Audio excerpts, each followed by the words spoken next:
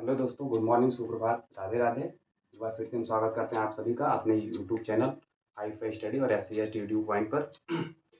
तो जैसा कि हमने आपसे कल एक वादा किया था कि हम डेली आप लोगों को करंट से अफेयर से जुड़ी हुई एक श्रृंखला शुरू करने जा रहे हैं, जो कि उत्तर प्रदेश लोक सेवा आयोग तथा अन्य आयोगों द्वारा आयोजित किसी भी प्रतियोगी परीक्षा में बहुत ही आवश्यक और उपयोगी साबित हो सकती है। इसलिए इस वीडियो को अंत तक देखें। तो हम ज़्यादा टाइम न लेते हुए शुरू करते हैं अपने आज के प्रश्न को। और आज का जो हमारा सबसे पहला प्रश्न होगा, अंतर्राष्ट्रीय नर्स दिवस कब मनाया जाता है? अंतर्राष्ट्रीय नर्स दिवस कब मनाया जाता है? अंतर्राष्ट्रीय नर्स दिवस 12 मई को मनाया जाता है, यानी आज के दिन 12 मई को अंतर्राष्ट्रीय नर्स दिवस मनाया जाता है।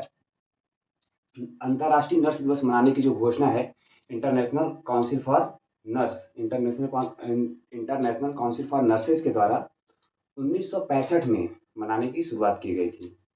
फिर 1965 के बाद 1974 में घोषणा की गई कि इसे फ्लोरेंस नाइटिंगेल के जन्मदिन के दिन मनाया जाएगा। फ्लोरेंस नाइटिंगेल के जन्मदिन के दिन मनाया जाएगा, जो कि 12 मई को था। फ्लोरेंस नाइटिंगेल की याद में अंतर्राष्ट्रीय नर्स दिवस 12 मई को 1974 से मनाया जा रहा है, जबकि इसकी शुरुआत 1965 हुई थी। जबकि हम एक और अन्य तथ्य जान लें कि इंटरनेशनल काउंसिल फॉर नर्सेज इसकी स्थापना हुई थी 1899 में। इंटरनेशनल काउंसिल फॉर नर्सेज की स्थापना कब हुई थी? 1899 में। ठीक है, तो फिर से हम देखते हैं अंतर्राष्ट्रीय नर्स दिवस कब मनाया जाता है। 12 मई को मनाया जाता है। अंतर्राष्ट्रीय नर्स दिवस 12 मई को मनाया जाता है। ये इसकी शुरुआत 1965 हुई थी, लेकिन 12 मई से जो मनाया जा रहा है 1974 से मनाया जा रहा है। इस वर्ष यानी 2024 के लिए अंतर्राष्ट्रीय नर्स दिवस की थीम क्या थी? तो थीम क्या थी? थीम वेरी वेरी इंपॉर्टेंट होती है किसी भी प्रतियोगी परीक्षा के लिए। Our nurse our future. Theme क्या है? Our nurse our future. इस वर्ष की थीम क्या है? Our nurse our future. Our nurse our future. ठीक है, इस थीम को याद रखिएगा।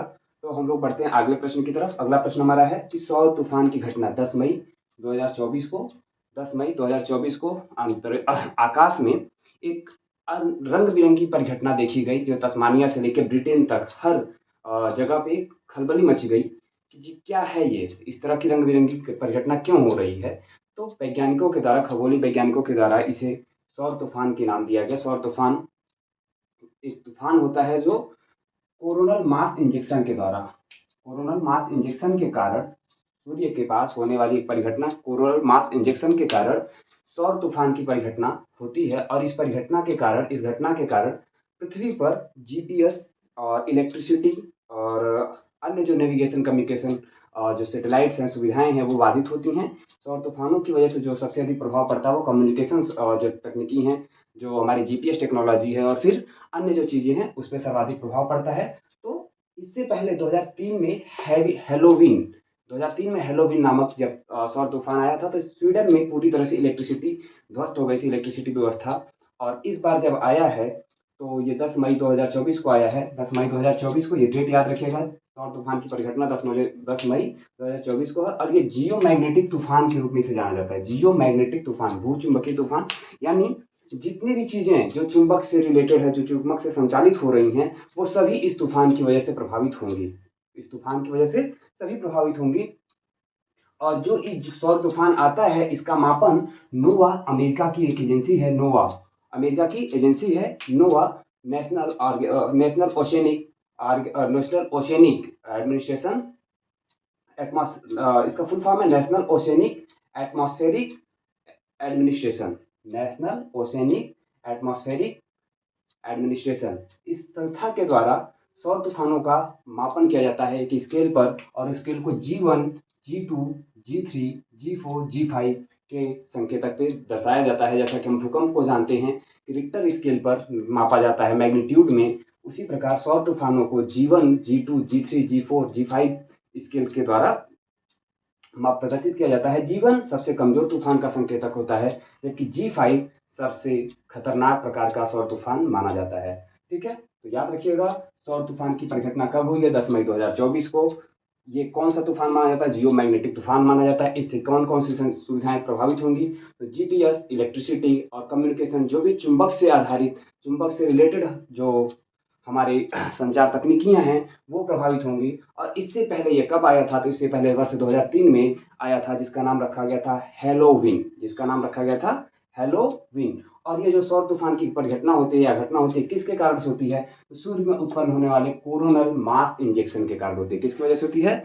कोरोनल मास इंजेक्शन की वजह से होती है। ठीक है, हम लोग आगे बढ़ते हैं अगले प्रश्न की तरफ। भारत का सबसे बड़ा ऑयल पार्टनर, यानी क्रूड ऑयल भारत की अर्थव्यवस्था की रीढ़ है और किसी भी देश की अर्थव्यवस्था की रीढ़ मानी जाती है क्रूड ऑयल। और क्रूड ऑयल इस समय अपने बढ़ते दामों की वजह से सुर्खियों में है।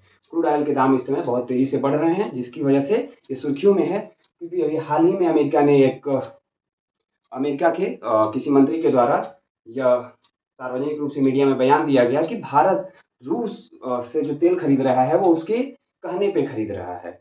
तो ये कितनी सच्चाई है कितना नहीं है, इसके बारे में हमें चर्चा नहीं करनी है। हमें बस ये जानना है कि भारत का सबसे बड़ा ऑयल पार्टनर कौन सा देश है। तो भारत का सबसे बड़ा ऑयल पार्टनर रूस है। भारत का सबसे बड़ा ऑयल पार्टनर रूस है, यानी भारत अपने कुल क्रूड ऑयल का 39% भाग रूस से खरीद रहा है, जबकि सऊदी अरब से 15% भाग ही खरीद रहा है। ठीक है, तो तेल की बढ़ती हुई कीमतों को, कच्चे तेल की बढ़ती हुई कीमतों को नियंत्रित करने के लिए अमेरिका ने ऐसा बयान दिया है कि कच्चे तेल की बढ़ती हुई कीमतों को नियंत्रित करने के लिए हमने भारत को रूस से तेल खरीद करने की अनुमति दी थी। वो सच्चाई चाहे जो भी हो, भारत को सस्ता तेल मिल रहा है, रूस के द्वारा मिल रहा है। रूस भारत का सदाबहार मित्र भी रहा है, सदाबहार हर समय जब भी कठिन विपरीत परिस्थितियां आई हैं, रूस ने भारत का साथ दिया है। ठीक है, आगे चलते हैं। एक पुस्तक है प्रेगनेंसी बाइबिल, एक पुस्तक है प्रेगनेंसी बाइबिल, जिसपे अभी मध्य प्रदेश हाईकोर्ट में एक पीआईएल दाखिल की गई है। तो ये चर्चा में आई है प्रेगनेंसी बाइबिल बुक किसके द्वारा लिखी गई है? तो आप सभी जानते होंगे इस नाम को, करीना कपूर। करीना कपूर, करीना कपूर के द्वारा ये पुस्तक लिखी गई है। करीना कपूर के द्वारा जो पुस्तक लिखी गई है प्रेगनेंसी बाइबिल, ये वर्ष 2021 में प्रकाशित हुई थी। और बाइबिल टाइटल जुड़े होने की वजह से इस पे मध्य प्रदेश हाई कोर्ट में एक ईसाई धर्म से जुड़े हुए व्यक्ति के द्वारा इस पे पीआईएल दाखिल किया गया कि इसे बाइबल टाइटल की वजह से ईसाई धर्म से जुड़े हुए लोगों की भावनाएं आहत हुई हैं और इस किताब का जो ये टाइटल है ये बदला जाए। तो इस पे अभी क्या होता है क्या नहीं होता है इसके बाद में चर्चा हमें नहीं करनी है। बस हमें जानना है कि प्रेगनेंसी बाइबिल बुक किसके द्वारा लिखी गई है? तो करीना कपूर के द्वारा लिखी गई है। ठीक है, और अगला question very very very important है कि किस देश ने चंद्रमा पर न्यूक्लियर पावर प्लांट स्थापित करने की घोषणा की है? किस देश ने चंद्रमा पर न्यूक्लियर पावर प्लांट स्थापित करने की घोषणा की है? जैसा कि हम सभी जान रहे हैं कि न्यूक्लियर पावर प्लांट दुनिया में इस समय खतरा बनने के कगार पे हैं और दुनिया के कई सारे देश न्यूक्लियर पावर प्लांट को बंद करने की घोषणा कर रहे हैं। जैसे चेरनोबिल परमाणु दुर्घटना रूस का ही हो, या फिर जापान में फुकुशिमा परमाणु दुर्घटना हो। ये दोनों परमाणु दुर्घटनाएं भविष्य में होने वाली किसी भी परमाणु दुर्घटना के लिए खतरा हो सकती सबक है। तो इसलिए परमाणु पावर प्लांट या न्यूक्लियर पावर प्लांट स्थापित करने से बचा जा रहा था, किंतु रूस ने अभी एक घोषणा की कि चंद्रमा पर वह न्यूक्लियर पावर प्लांट स्थापित करने की परियोजना बना रहा है। कौन कर रहा है? रूस। ऐसा घोषणा करने वाला देश कौन सा है?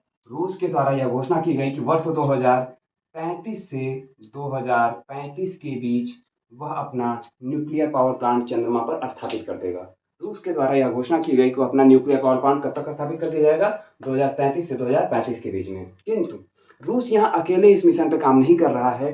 रूस के साथ चाइना की एजेंसी है सीएनएसए चाइना की एजेंसी है जो कि स्पेस एजेंसी है, और रासकास्मास रूस की एजेंसी है जो कि स्पेस एजेंसी है। दोनों ने मिलकर ज्वाइंट लूनर स्टेशन प्लांट की घोषणा की है। ज्वाइंट लूनर स्टेशन प्लांट, याद रखिएगा, ज्वाइंट लूनर स्टेशन। अभी पहले स्टेशन बनाएंगे, लूनर स्टेशन बनाएंगे, फिर वहां से न्यूक्लियर पावर प्लांट को आगे बढ़ाने का प्रयास होगा। तो सबसे पहले लूनर स्टेशन कब स्थापित किया जाएगा? तो ये 2026 से लेके 2028 के बीच में चांग नामक रॉकेट के द्वारा, चांग 6, 7 और 8 के द्वारा इसे अंतरिक्ष में प्रक्षेपित किया जाएगा। तो ये याद रखिएगा कि किस देश ने चंद्रमा पर न्यूक्लियर पावर प्लांट स्थापित करने की घोषणा की है? तो वह है रूस। 2035 से 2035 के बीच में वह स्थापित करने की लक्ष्य को लेकर आगे चल रहा है। दूसरा हमारा इसमें इंपॉर्टेंट पॉइंट है कि ज्वाइंट लूनर स्टेशन प्लांट किसके सहयोग द्वारा विकसित किया जा रहा है? तो रूस की एजेंसी है सीएनएसए और रासकास्मास, चाइना की एजेंसी है सीएनएसए और रूस की एजेंसी है रासकास्मास। दोनों मिलकर 2026 से 2028 के बीच में अपने इस परियोजना को सफल बनाने का प्रयास करने के लिए चल रहे हैं। ठीक है, अगले प्रश्न की तरफ पढ़ते हैं। अगला प्रश्न है 9 मई को इसरो के द्वारा 3D प्रिंटेड रॉकेट इंजन का परीक्षण किया गया। तो सबसे पहला प्रश्न बनता है कि 3D प्रिंटेड रॉकेट इंजन का परीक्षण किसके द्वारा किया गया? तो रूस के द्वारा किया गया। कब किया गया? 9 मई 2024 को किया गया। क्यों किया गया? तो यह जो PSLV हमारा रॉकेट है, PSLV के चौथे चरण में, PSLV जैसा कि हम सभी जानते हैं कि इसमें 4 चरण होते हैं और चौथे चरण में जो इंजन प्रयोग होता है, चौथे चरण में जो इंजन प्रयोग होता है उसका नाम है PS4। उस इंजन का क्या नाम है? PS4। PS4 engine 3D rocket engine होगा, 3D प्रिंटेड रॉकेट इंजन होगा। इससे एक जो प्रशासनिक व्यय है, जो कि व्यय होता है हमारे संसाधनों पे, जो निर्माण पे, PSLV रॉकेट के निर्माण पे जो व्यय होगा वो थोड़ा सा सीमित होगा और जो लॉन्चिंग परियोजनाएं हैं हमारी वो सस्ती होंगी। ठीक है, तो PSLV में जो प्रयोग होता है रॉकेट इंजन PS4, उस रॉकेट इंजन का क्या नाम है? PS4। और उसे अब 3D प्रिंटेड रॉकेट इंजन के रूप में डेवलप कर रहा है इसरो। ये 3D प्रिंटेड हो जाएगा अगर सफल पूरी तरह से हो जाता है तो चौथे चरण में PS4 इंजन का प्रयोग किया जाएगा। PS4 engine rocket printed engine होगा, 3D प्रिंटेड रॉकेट इंजन होगा, जिससे जो इसरो की परियोजनाएं हैं, लॉन्चिंग परियोजनाएं और भी सस्ती हो जाएंगी। ठीक है, अगला है हमारा ICG इंडियन कोस्ट गार्ड और हिंडाल्को के बीच समझौता हुआ है, जिससे कि जो उनकी ICG यानी इंडियन कोस्ट गार्ड की जो सप्लाई व्यवस्था है, जो कि उसके उत्पादन और अन्य संसाधनों की जो व्यवस्था है वो हिंडाल्को के द्वारा पूरी की जाएगी। और अगला एक इम्पॉर्टेंट प्रश्न है, 11 मई को नेशनल टेक्नोलॉजी डे मनाया जाता है। 11 मई को कौन सा दिवस मनाया जाता है? नेशनल टेक्नोलॉजी डे, जो कि कल छूट गया था। तो नेशनल टेक्नोलॉजी डे 11 मई को मनाया जाता है। 11 मई को क्यों मनाया जाता है? क्योंकि 11 मई 1998 को, कब? 11 मई 1998 को भारत के द्वारा राजस्थान के पोखरण में परमाणु परीक्षण किया गया था। पहली बार जब परमाणु परीक्षण अटल बिहारी वाजपेयी जी प्रधानमंत्री थे, उनके कार्यकाल में 11 मई को 2 परमाणु परीक्षण किया गया। उसी दिवस की याद में नेशनल टेक्नोलॉजी डे मनाया जाता है। उसी दिवस की याद में नेशनल टेक्नोलॉजी डे मनाया जाता है। दोस्तों फिर आगे बढ़ते हैं हम लोग अगले क्वेश्चन की तरफ। अगला प्रश्न है हमारा SDI index 2023-24। SDI human development index, human development index किसके द्वारा जारी किया जाता है? सबसे पहला प्रश्न ये बनता है, ह्यूमन डेवलपमेंट इंडेक्स UNDP किसके द्वारा जारी किया जाता है? UNDP के द्वारा जारी किया जाता है। ह्यूमन डेवलपमेंट रिपोर्ट यानी मानव विकास रिपोर्ट 2023-24 UNDP के द्वारा प्रस्तुत किया गया है और यह UNDP के द्वारा जारी किया जाता है। UNDP के द्वारा जो HDI रिपोर्ट 2023-24 प्रस्तुत की गई, उसका शीर्षक क्या है? ये वेरी वेरी इंपॉर्टेंट है हम लोगों के लिए। लोक सेवा आयोग व अन्य प्रतियोगी जो भी महत्वपूर्ण आयोग हैं, जैसे IAS और PCS UPSC जैसी संस्थाओं के लिए ये रिपोर्ट का शीर्षक इंपॉर्टेंट है। शीर्षक है ब्रेकिंग द ग्रिड लॉक। शीर्षक का क्या नाम है? Breaking the gridlock, reimagine cooperation in a polarised world. शीर्षक का नाम एक बार फिर से सुन लीजिए, breaking the gridlock, reimagine cooperation in a polarised world. शीर्षक से जो रिपोर्ट जारी की गई UNDP के द्वारा, उसमें जो संकेतक हैं हमारे, वो संकेतक 3 हैं। एक है जीवन प्रत्याशा। संकेतक कौन से हैं? जीवन प्रत्याशा, शिक्षा और प्रति व्यक्ति सकल राष्ट्रीय आय। प्रति व्यक्ति सकल राष्ट्रीय आय, 3 संकेतक हैं इसमें, जीवन प्रत्याशा, शिक्षा, प्रति व्यक्ति सकल राष्ट्रीय आय। तीनों याद रखिएगा, जीवन प्रत्याशा, शिक्षा, प्रति व्यक्ति सकल राष्ट्रीय आय। ये UPSC जैसी संस्थाओं के लिए वेरी वेरी इंपॉर्टेंट है। ये संकेतक कौन कौन से हैं? जीवन प्रत्याशा, शिक्षा, प्रति व्यक्ति सकल राष्ट्रीय आय। शीर्षक का क्या नाम है? Breaking gridlock, reimagine cooperation in a polarised world. ठीक है, हम लोग आगे बढ़ते हैं। आगे बढ़ते देखते हैं कि भारत की जो रैंकिंग है इस UNDP की रिपोर्ट में 2022 के लिए जारी की गई है रिपोर्ट। 2023-24 में ये रिपोर्ट जारी की गई है और 2022 के लिए रैंकिंग है। तो 2022 में जो भारत का स्कोर रहा है वो 134वें स्थान के साथ 0.644 स्कोर क्या है? 0.644। जीवन जो SDI इंडेक्स है, इसका जो स्कोर होता है वो 0 से लेके 1 के बीच में होता है। किसके बीच में होता है? 0 से 1 के बीच में होता है। और इसमें जो भारत का स्कोर आया है 0.644, 0.644 स्कोर के कारण भारत की जो रैंकिंग प्राप्त हुई है 134 रही है। क्या प्राप्त हुई है? 134। इससे पहले भारत की जो रैंकिंग 2023 में थी, वो 2021 में भारत की रैंकिंग 2021 में भारत की रैंकिंग क्या थी? 135वीं थी। कितनी थी? 135वीं थी। और उस समय भारत का स्कोर 0.633 था। उस समय भारत का स्कोर क्या था? 0.633 था। ठीक है, याद रखिएगा। भारत की जो रैंकिंग है वो 134वें स्थान पे है। भारत 193 देशों में से, कितने देशों में से? भारत 193 देशों में से, 193 देशों में से 134वें स्थान पे है और इसका स्कोर है 0.644। ये वेरी वेरी वेरी इंपॉर्टेंट है। जैसा कि हम लोग अब देख रहे हैं कि उत्तर प्रदेश लोक सेवा आयोग के द्वारा अपना पैटर्न चेंज किया जा चुका है और पैटर्न चेंज होने की वजह से अब हम लोगों को करंट अफेयर्स को विस्तार में थोड़ा सा देख के जाना पड़ेगा, क्योंकि गहराई प्रश्नों की बढ़ चुकी है। और अब लोक सेवा आयोग द्वारा जो ARO की परीक्षा अभी जो फरवरी माह में आयोजित की गई थी, उसमें आपने देखा कि जो मिशन भेजा गया है, सोलर मिशन या फिर लूनर मिशन, उसमें कौन सा प्रोपोर्शन प्रयोग किया जा रहा है, कौन सी चीज़ें प्रयोग की गई हैं, उससे रिलेटेड प्रश्न आ रहे हैं। तो हमें डीप में जाने की आवश्यकता है। ठीक है, तो हम आगे बढ़ते हैं। एचडीआई इंडेक्स में शीर्ष स्थान किस देश को प्राप्त हुआ? तो शीर्ष स्थान प्राप्त होता है वो स्विट्जरलैंड को है। दूसरे नंबर पे है नॉर्वे और तीसरे नंबर पे है आइसलैंड। अगर इसे कोड रूप में याद करें तो स्वीट ना आई। ठीक है, स्वीटी ना आई। ठीक है, स्वीटी ना आई। एचडीआई में स्वीटी नहीं आई है। ठीक है, एचडीआई इंडेक्स में कौन नहीं आई? स्वीटी ना आई। Switzerland, Norway, Iceland. Switzerland, Norway, Iceland. ठीक है, फिर निम्न रैंक किसको प्राप्त हुआ है? तो सोमालिया, साउथ सूडान और मध्य अफ्रीकी गणराज्य को। किसको प्राप्त हुआ है? सोमालिया, साउथ सूडान और मध्य अफ्रीकी गणराज्य को। सोमालिया जिसकी राजधानी है मोगादिशु, साउथ सूडान जिसकी राजधानी है जुबा और मध्य अफ्रीकी गणराज्य जो कि अफ्रीकी देश है, एक अफ्रीकी देश है। स्विट्जरलैंड, नॉर्वे और आइसलैंड। स्विट्जरलैंड, नॉर्वे और आइसलैंड ये शीर्ष देश हैं। और निम्न स्थान किसको प्राप्त हुआ? सोमालिया, दक्षिणी सूडान, मध्य अफ्रीकी गणराज्य को। ठीक है, बढ़ते हैं हम अगले अगले प्रश्न की तरफ। अगला प्रश्न हमारा है लैंगिक असमानता सूचकांक। अगला प्रश्न है लैंगिक असमानता सूचकांक 2022।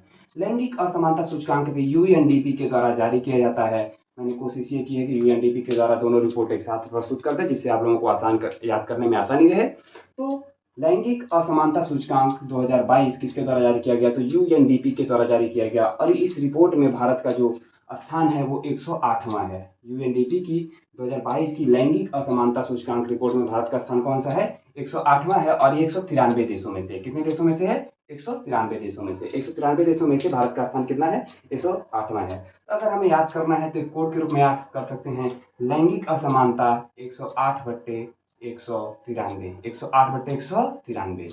ठीक है, लैंगिक असमानता 108/193, यानी भारत की रैंकिंग 108 है और 193 देशों में से। और इसी प्रकार अगर हम देखें तो मानव विकास सूचकांक में कोड के रूप में याद करना चाहें तो 134/193। और अगर हम स्विट्जरलैंड और सोमालिया को जोड़ लें तो स्वीट सोमालिया, स्वीट सोमालिया। ठीक है, स्वीटी सोमालिया, स्वीटी सोम, स्वीटी सोम 134/193। अगर हम कोड याद रखें तो एच डी आई इंडेक्स के लिए कोड हो जाएगा H D I Sweety Som, H D I Sweety Som, H D I, H D I Sweety Som 134/193। कोड याद रखिएगा। अगर कोड के रूप में याद करना चाहते हैं जिसे आप भूले ना, तो कोड याद रखिएगा H D I Sweety Som 134/193। इसको हम डिफाइन भी कर देते हैं। H D I index H D आई के लिए प्रस्तुत कर रहा है। स्वीटी सोम यानी स्विट्जरलैंड शीर्ष देश है, जो शीर्ष स्थान प्राप्त करता देश है। सोमालिया जो कि दूसरे स्थान, सोमालिया जो अंतिम स्थान पे है। और 134वें स्थान पे भारत की रैंकिंग है, 134वें स्थान पे भारत की रैंकिंग है। ठीक है, शीर्ष आयातक, आगे चलते हैं लोग अगले प्रश्न की तरफ। तो शीर्ष हथियार आयातक देश, सिप्री के द्वारा एक रिपोर्ट जारी की जाती है हथियारों के आयात और निर्यात के संबंध में। सिप्री के द्वारा, SIPRI Stockholm International Peace Research Institute. ठीक है, तो सिप्री के द्वारा एक रिपोर्ट जारी की जाती है जो कि 1966 में स्थापित एक संस्था है। कब स्थापित हुई है? 1966 में। इसका मुख्यालय है स्टॉकहोम। कहाँ पे? स्टॉकहोम में। ठीक है, स्टॉकहोम स्वीडन की राजधानी है। कहाँ की है? स्वीडन की। ठीक है, स्टॉकहोम, स्टॉकहोम में एक संस्था है सिप्री। और सिप्री के द्वारा एक रिपोर्ट जारी की जाती है हथियारों के आयात और निर्यात के संबंध में। हथियारों के आयात व निर्यात के संबंध में एक रिपोर्ट जारी की जाती है सिप्री के द्वारा, जिसमें शीर्ष आयातक देश एक बार फिर से भारत बन गया है। और भारत के हथियार आयात में 4.07%, 4.7% की वृद्धि हुई है। कितने परसेंट की वृद्धि हुई है? 4.7% की वृद्धि हुई है, याद रखिएगा। और दूसरे नंबर पे है सऊदी अरब, तीसरे नंबर पे है कतर, चौथे नंबर पे है ऑस्ट्रेलिया। भारत यानी शीर्ष हथियार आयातक एक बार फिर से बन गया है।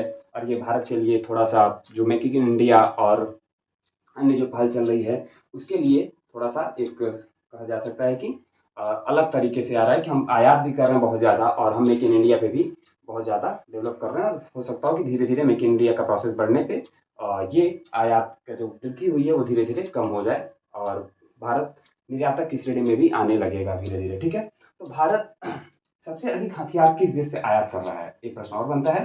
तो भारत सबसे अधिक हथियार आयात जो करता है वो रूस से करता है। भारत सबसे अधिक हथियार आयात किस देश से कर रहा है, रूस से कर रहा है। ये काफ़ी दिनों से, काफ़ी सालों से ये रहा है कि भारत का जो हथियार जो पार्टनर निर्यातक देश रहा है वो है रूस। भारत को सर्वाधिक जो हथियार देता है जो देश है वो रूस है। हम लोग शुरू से ही देखते आ रहे हैं कि भारत रूस से सर्वाधिक हथियारों का आयात कर रहा है। ठीक है, भारत के पास सऊदी अरब दूसरे नंबर पे हथियार आयात करने पे, तीसरे नंबर पे कतर है और चौथे नंबर पे ऑस्ट्रेलिया है। ठीक है, आगे बढ़ते हैं। शीर्ष हथियार निर्यातक देश, हथियार निर्यात कौन कौन से देश कर रहे हैं, तो उसमें यूएसए नंबर 1 पे है, दूसरे नंबर पे रसिया है और तीसरे नंबर पे फ्रांस है। यूएसए नंबर 1 पे है, याद रखिएगा। संयुक्त राज्य अमेरिका शीर्ष हथियार आयात निर्यातक देश है। संयुक्त राज्य अमेरिका शीर्ष हथियार निर्यातक देश है, जबकि रूस और फ्रांस उसके बाद स्थान करते हैं। ठीक है, थैंक यू, धन्यवाद। वीडियो को लाइक शेयर सब्सक्राइब करें। अगर पसंद आती है तो वीडियो पे कमेंट जरूर करें जिससे कि वीडियो अन्य लोगों तक पहुंचे और आप लोगों को इस श्रृंखला का लाभ अवश्य मिले, जिससे कि आप आने वाली जो लोक सेवा आयोग उत्तर प्रदेश के द्वारा आरओ यारो तथा उत्तर प्रदेश पीसीएस की परीक्षा है उसमें आप अधिकतम अंक हासिल करके प्रारंभिक परीक्षा को पास कर सकें, साथ में अन्य प्रतियोगी परीक्षाओं में भी सफल हो सकें। Thank you. हेलो दोस्तों, तो चलिए, जैसा कि हम लोग जान रहे हैं कि हम लोगों ने लोक सेवा आयोग और अन्य प्रतियोगी परीक्षाओं के लिए एक करंट अफेयर की श्रृंखला शुरू की है। लेकिन करंट अफेयर के साथ साथ इतिहास, भूगोल, पॉलिटी सारे सब्जेक्ट इंपॉर्टेंट होते हैं और उसमें कुछ ऐसे टॉपिक हैं जो कि हमेशा एग्ज़ाम में पूछते रहते हैं और कन्फ्यूजन होता है बहुत सारे बच्चों को लेके कि कौन सा था, कहाँ था, कैसे है, किसका सीक्वेंस क्या है। और ये सीक्वेंस को लेके बहुत सारे प्रश्न उत्तर प्रदेश लोक सेवा आयोग में पूछे जाते हैं, साथ में अन्य आयोगों के द्वारा भी पूछे जाते हैं। तो हमने इस करंट अफेयर सीरीज में ही एक नई श्रृंखला भी जोड़ने का प्रयास किया है कि जिसमें कोड कोड में हम लोग कुछ भी सीखें, कोड कोड में कुछ भी सीखें। तो आज हम लोग इस श्रृंखला में कोड कोड में कुछ भी सीखें के अंतर्गत बौद्ध धर्म की संगीतियाँ, बौद्ध धर्म की संगीतियों को सीखेंगे, बौद्ध धर्म की संगीतियों को सीखेंगे। और कोड कोड में कुछ भी सीखे श्रृंखला के अंतर्गत हम लोग बौद्ध धर्म में कुछ भी सीखे, बौद्ध धर्म के संगीतियों के बारे में सीखेंगे। और इससे जुड़ा हुआ प्रश्न हर एक साल हर एग्जाम में, किसी न किसी एग्जाम में, प्रत्येक एग्जाम में पूछा जाता है कि प्रथम बौद्ध संगीति का राजा कौन था, तो प्रथम बौद्ध संगीति का स्थान कौन था, तो चौथी बौद्ध संगीति का अध्यक्ष कौन था, चौथी बौद्ध संगीति किस गुफा में हुई थी, तो चौथी हीनयान या महायान का विभाजन किस संगीति में हुआ था, या फिर बौद्ध धर्म का विभाजन महासंघी को स्थविर में किस में हुआ था, या फिर सूत्र पिटक अभिधम्म पिटक किस काल में रचना की गई है, किस संगीति में रचित की गई है। तो चलिए हम लोग टाइम ना व्यतीत करते हुए आगे बढ़ते सीधे वीडियो पे आते हैं। हम लोग देखते हैं कि जो पहली बौद्ध संगीति है वो अजात शत्रु के समय में हुई थी। पहली बौद्ध संगीति अजात शत्रु के समय में हुई थी और वह स्थान था राजगृह। कहाँ था? राजगृह। जहाँ पे हुई वह स्थान था राजगृह। और अध्यक्ष थे महाकश्यप। कौन थे अध्यक्ष? किसे बनाया गया? महाकश्यप को बनाया गया। और अध्यक्ष बनाया गया महाकश्यप को। गुफा थी सप्तपर्णी। गुफा कौन सी थी? सप्तपर्णी। गुफा कौन सी थी? सप्तपर्णी। ठीक है, याद रखिएगा। स्थान, राजा, स्थान, अध्यक्ष, उपाध्यक्ष और गुफा, कार्य, ये पांचों इंपॉर्टेंट टॉपिक हैं जो कि बौद्ध संगीतियों से रिलेटेड हैं। तो पहली जो बौद्ध संगीति है, सबसे पहले हम देखते हैं पहली बौद्ध संगीति अजात शत्रु के समय में राजगृह में महाकश्यप की अध्यक्षता में सप्तपर्णी गुफा में हुआ था। और इसमें सबसे महत्वपूर्ण कार्य था सुत्त पिटक और विनय पिटक। सुत्त पिटक और विनय पिटक का संकलन। सुत्त पिटक और विनय पिटक का संकलन था, जिसमें जो विनय पिटक है बौद्ध धर्म से संबंधित नियमों की जानकारी देता है। विनय पिटक किसकी जानकारी देता है? नियमों की जानकारी देता है। सुत्त पिटक जो है बौद्ध धर्म से संबंधित एक महत्वपूर्ण ग्रंथ माना जाता है। ठीक है, तो दूसरी जो संगीति है वो है कालाशोक के समय में वैशाली में होती है। कालाशोक के समय में वैशाली में होती है, जिसकी अध्यक्षता सब्बकामी या सब्बकबीर के द्वारा की जाती है। और यह संगीति सलूक राम विहार, वैशाली के सलूक राम विहार में आयोजित होती है। और जिसमें सबसे इम्पोर्टेंट कार्य क्या हुआ, सबसे महत्वपूर्ण जो था उसमें महासंघिक और स्थविर में विभाजन, बौद्ध धर्म का प्रथम विभाजन किस संगीति में होता है? तो ये प्रश्न बनेगा कि द्वितीय संगीति में होता है। और वो विभाजन का जो दो संप्रदाय निकले, उस विभाजन से जो दो संप्रदाय बने, उसमें से एक था महासंघिक और दूसरा था अस्थविर। महासंघिक और अस्थविर दो संप्रदाय निकले। फिर तीसरी बौद्ध संगीति होती है अशोक के समकाल में, अशोक के कार्यकाल में, पाटलिपुत्र में, मुगल पुत्र तिस्य की अध्यक्षता में। किसकी अध्यक्षता में? मुगल पुत्र तिस्य की अध्यक्षता में। और अशोक राम बिहार में यह होता है। इसमें अभिधम्म पिटक की रचना होती है। इसमें अभिधम्म पिटक की रचना होती है। ठीक है, इसमें अभिधम्म पिटक की रचना होती है। इसमें अभिधम्म पिटक की रचना होती है। और चौथी जो बौद्ध संगीति है वो कनिष्क के शासनकाल में होती है, कश्मीर में होती है। इसकी अध्यक्षता करते हैं वसुमित्र। और एकमात्र संगीति है जिसमें उपाध्यक्ष भी बनाया गया था अश्वघोष को। उपाध्यक्ष भी बनाया गया था किसको? अश्वघोष को। ये यही अश्वघोष हैं जो पुष्यमित्र शुंग के दरबार में भी रहते थे और सौर्यपुत्र प्रकरण, सौदरानंद जैसी पुस्तकों की रचना भी इन्होंने की है। ठीक है, सौर्यपुत्र प्रकरण, सौदरानंद, बुद्ध घोष, बुद्ध चरित्र, सारिपुत्र प्रकरण और सौदरानंद जैसी पुस्तकों की रचना किसके द्वारा की गई है? अश्वघोष के द्वारा की गई है। ये सारे पुस्तकों का नाम याद रखिएगा, बुद्ध चरित्र, सौदरानंद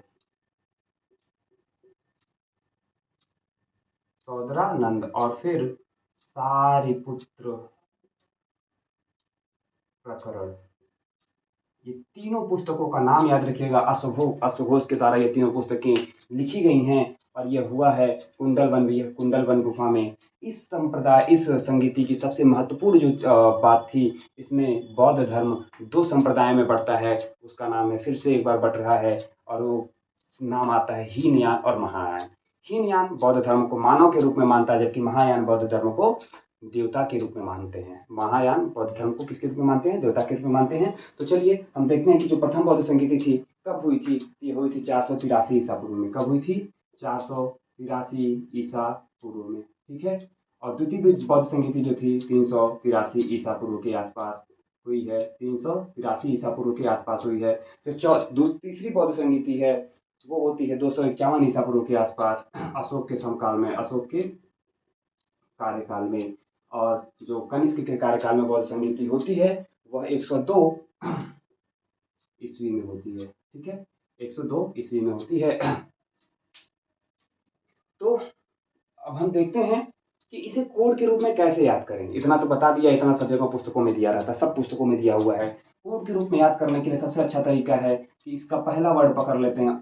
अजात शत्रु का पहला वर्ड है अ, कालाशोक का पहला वर्ड है का, और फिर अशोक का पहला वर्ड है अ, और कनिष्क का पहला वर्ड है क। तो कोड बना हमारा अका अक रावय पक। अका अक पहला कोड बना, अका अक पहला कोड बना क्या? अका अक। अब हम देखते हैं इसका पहला वर्ड राजगृह का है रा, वैशाली का पहला वर्ड क्या है? वै, और पाटलिपुत्र का क्या है? पा, और कश्मीर का क्या है? क। कश्मीर का क्या है? क। तो इसका जो बड़ा वर्ड रावय पाक, रावय पाक। ठीक है, आगे बढ़ते हैं। तो महाकश्यप का जो पहला वर्ड है म, महाकश्यप का पहला वर्ड क्या है? म। फिर सबकावी का क्या है पहला वर्ड? स। मुगल पुत्र तिस्य का पहला वर्ड है म, मु, और व जो है किसका वर्ड है? वसुमित्र का पहला वर्ड है। और इससे बनेगा मस मु व, मस म स मु व। और जो गुफा है, गुफाओं का अगर हम क्रम देखें तो सप्तपर्णी गुफा का स, सलूक राम बिहार का स, फिर अशोक राम बिहार का अ, और कुंडलवन का कु। और ये बना हमारा कोड सस अकु।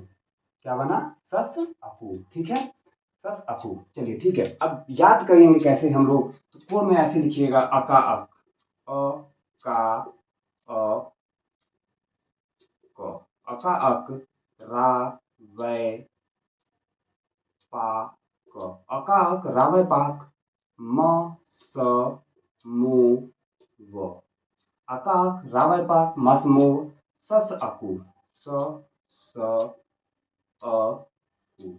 इस कोड को याद रखिएगा और इस कोड से आपका सारा प्रश्न हल हो जाएगा जो बौद्ध धर्म से संबंधित है। अका अक रावय पाक मस मु सस अकु, अका अक रावय पास मस मु सस अकु।